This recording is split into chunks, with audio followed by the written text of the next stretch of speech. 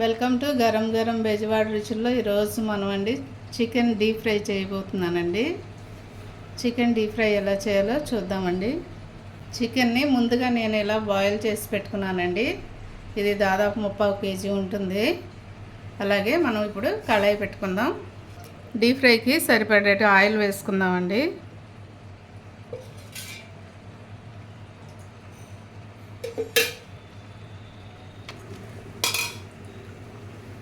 Oil వేడెక్కింది కదండి. ఇప్పుడు మనము ఉప్పు పసుపు వేసి మనం ఇప్పుడు బాయిల్ చేసి పెట్టుకున్న చికెన్ ముక్కలు వేసేస్తున్నాను.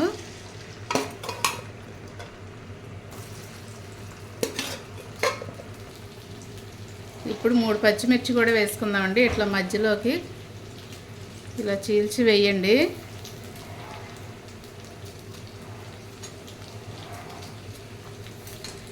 కొంచెం కరివేపాకు కూడా వేసేసుకుందామండి. ఇప్పుడు కొంచెం సాల్ట్ కూడా వేస్తున్నానండి. మనం ఉడకబెట్టేటప్పుడు వేసాం కదా, ఇప్పుడు లైట్గా వేసుకుందాము.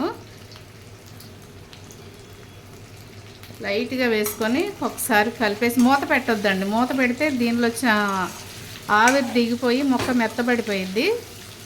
అసలు ఈ ఫ్రై అయిపోయేదాకా అసలు మూత పెట్టొద్దండి. ఇలాగే ఉంచండి. మీడియం ఫ్లేమ్లో పెట్టుకొని వేయించుకుందామండి. ఇప్పుడు కొంచెం అల్లం వెల్లుల్లి పేస్ట్ వేసుకుందామండి. ఎందుకంటే కొంచెం ఇలా దోరగా వేగిన తర్వాత మనం అల్లం వెల్లుల్లి పేస్ట్ వేసుకుందాం. ఎందుకంటే మనం చికెన్ పచ్చడి పడతాం కదండి. చికెన్ పచ్చడిలో మనం ఎక్కువ మసాలాలు, కారం అన్నీ కూడా వేస్తాము.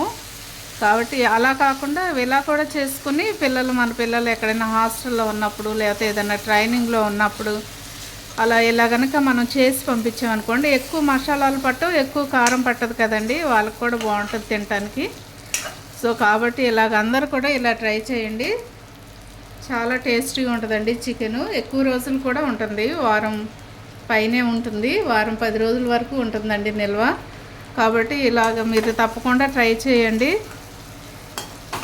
ట్రై చేసి మన పిల్లలకి మనం ఇలా పంపించామంటే వాళ్ళు కూడా హ్యాపీగా తింటారు.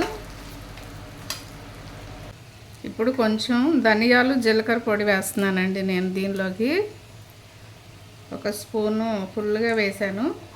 పెద్ద స్పూన్తో వేయండి. కొంచెం ధనియాలు, జీలకర్ర పొడి వేసాను. దీనిలో చక్కగా ఈ ముక్కలన్నిటికీ పట్టించేసేయండి. ఇలాగా ఫుల్ మాత్రం పెట్టొద్దండి, లోపల ముక్క ఉడకదు ఫుల్ పెడితే. కొంచెం గరం మసాలా వేస్తున్నానండి. లైట్గా వేస్తున్నాను నేను, ఎందుకంటే గరం మసాలా పడదు మాకు, అందుకని కొంచెం లైట్గా వేస్తున్నాను. పిల్లలు తినేవి కదండి, అందుకనే కొంచెంసేపు ఇలాగే ఉంచుదాం. ఎందుకంటే ధనియాల పొడి, ఇలాగే జీలకర్ర పొడి, గరం మసాలా లైట్గా వేసాం కాబట్టి ఈ ముక్కలకు పడుతుంది. ఇలా సిమ్లో పెట్టేసి అలా ఉంచేసేయండి కొద్దిసేపు. జస్ట్ ఒక 5 నిమిషాలు అలా మగ్గితే బాగుంటుందండి. ముక్క మరీ గట్టిగా వేయించక్కర్లేదండి, ఇలా వేయితే సరిపోతుంది. ఇప్పుడు మనం కారం వేసేసుకుందామండి. కారం తగినంత వేసుకోండి చూసి.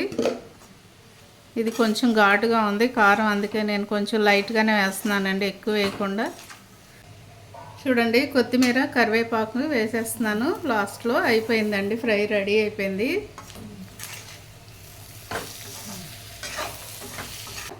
అయితే ఇలా కనుక మనం బాగా చల్లార్చేయాలండి. ఇది బాగా ఫ్యాన్ కింద పెడితే చల్లబడిపోయింది కదండి. చల్లబడిన తర్వాత మనం ఏదైనా బాటిల్లో కానీ లేకపోతే ఏదైనటువంటి టిఫిన్ బాక్స్లో పెట్టేసి మన పిల్లలకు పంపిస్తే చాలా బాగుంటుంది. వేడిగా మాత్రం పెట్టొద్దండి, పాడైపోతుంది.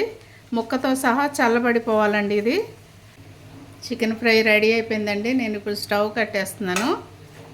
మీరు కూడా తప్పకుండా ట్రై చేసి నాకు కామెంట్స్లో పెట్టండి. అలాగే మా ఛానల్ని మర్చిపోవద్దండి. గరం గరం బెజవాడ రుచులు. ఇప్పుడు వరకు సబ్స్క్రైబ్ చేయని వాళ్ళు ఉంటే సబ్స్క్రైబ్ చేయండి, షేర్ చేయండి, లైక్ చేయండి. Thank you.